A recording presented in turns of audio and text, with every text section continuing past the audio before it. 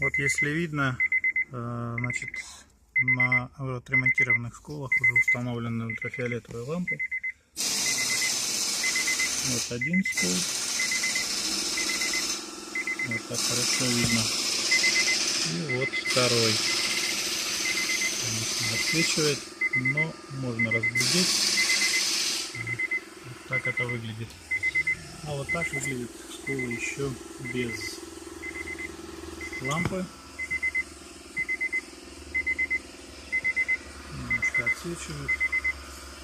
Но тоже примерно